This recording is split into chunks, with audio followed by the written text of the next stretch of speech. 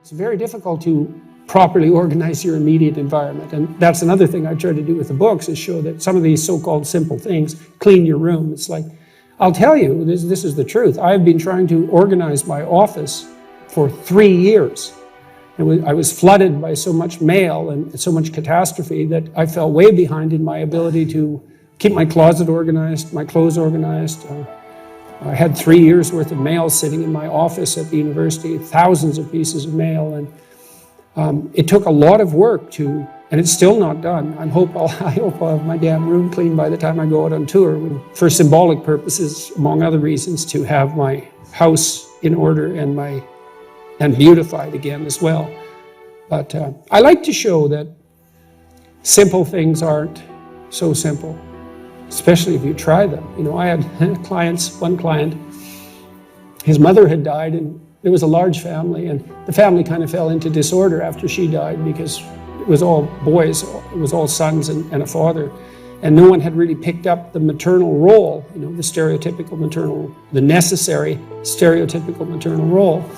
And he decided he was going to try to do that. And man, you know, his brothers and his father, they weren't happy when he first went to get groceries. You know, they felt that he was kind of trying to take the place of the mother, so there was all that grief that was still there. And then who the hell did he think he was, and et cetera, et cetera. I mean, people's houses aren't in order because that's really hard.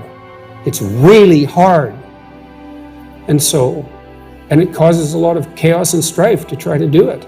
And so usually it isn't done, and it isn't till you actually try it, like right down to the detail, that you start to understand how difficult it is, and then also how to appreciate.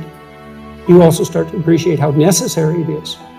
So it's fun shedding light on that sort of thing, and the non-triviality of the ordinary. And part of the reason I concentrate on the individual is because I don't think the things we do are trivial. If you think the things you do are trivial, then you're either bringing a trivial attitude towards them, or you're doing things that you're not doing the things you should be doing, or you're not framing the situation appropriately.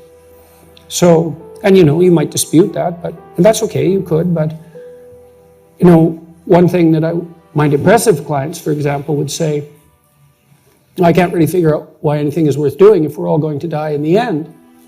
It's like, you know, it's fair enough. But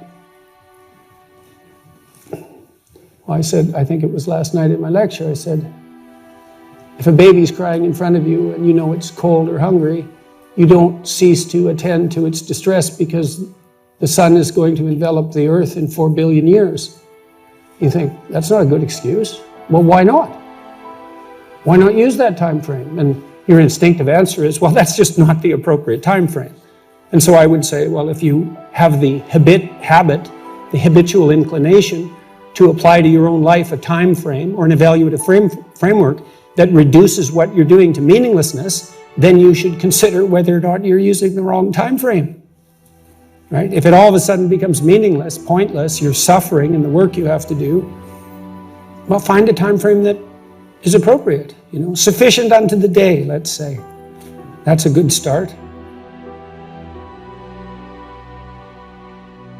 I was talking to one of the leaders of the Conservatives this morning, and they're asking me about, the person was asking me about Bill C-16, but more specifically about talking to young people, because the Conservative leadership struggle is going on right now. I've been talking to a bunch of them, and I said, well, look, one of the things you could do for young people that no one's doing is to talk to them about responsibility.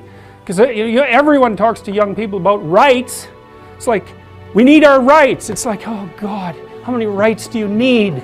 You know, really, like you have more privileges than any people who've ever lived anywhere. Well, it's so dull to hear that. It's so dull, it's so pathetic, and what would you call it? It's so demeaning that you have to be protected and have your rights. It's like I said, there's a huge marketplace for responsibility. That's what you want to talk to young people about. It's like, get your act together and do something worthwhile with your life.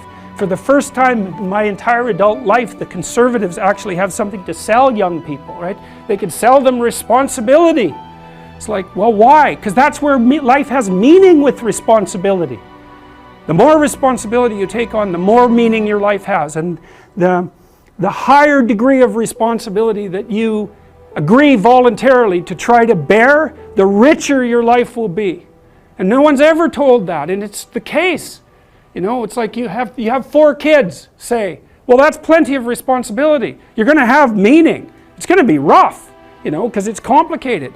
You have a complicated job, and you try to help the careers of the people around you. You try to solve tough problems and aid suffering and do all of that. It's like, it's weight, it's responsibility, but there's glory in it. There's real glory in it. There's deep meaning in it.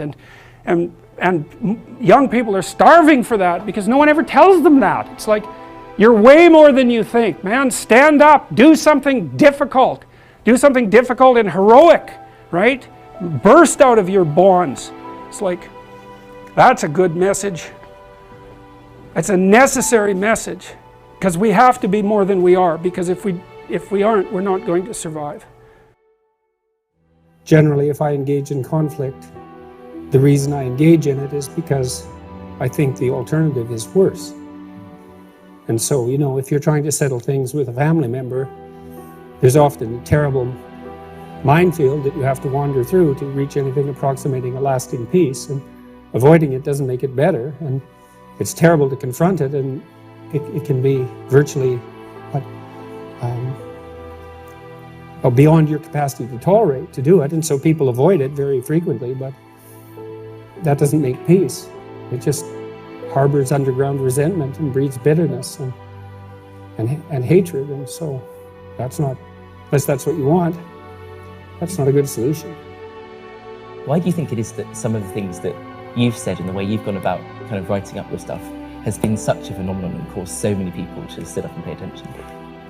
Well, I suppose in some sense those things that we take for granted we regard as obvious, but if we take them for granted and we regard them as obvious, and then they're challenged, we often have no idea why they're valuable.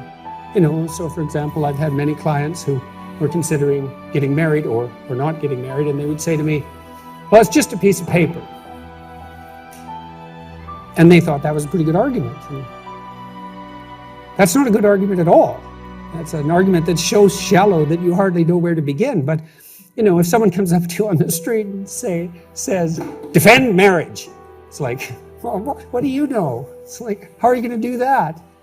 It's so obvious that it's defensible that you don't have the arguments at hand. I mean, you know, you're not a legal philosopher.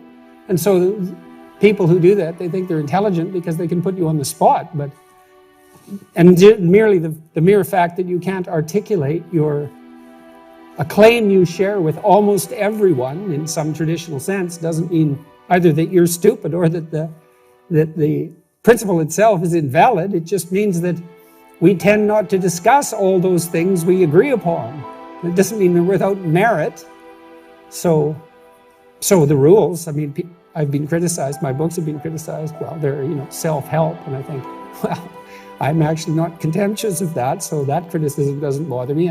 My clinical practice, many of my clients were brought to whatever philosophical understanding they had through so-called self-help books, and if they were reading books, you know, that's not so bad. And what were they trying to do, improve themselves? I mean, how pathetic is that? And then to pander to an audience that needs self-improvement. You know, it's like, well, so yes, the rules were obvious, but the reasons for them weren't. And so I think the reason the books were popular, or one of the reasons, is that I tried to make a case for why these hypothetically simple, axiomatic, propositional statements were neither simple nor obvious, and why they were also necessary. And people like to be walked through the whole process of the thought that underlies the claim, let's say. Thank you all for coming. It's much appreciated. I've been unbelievably warmly welcomed here, which is pretty good for a magical super Nazi. So.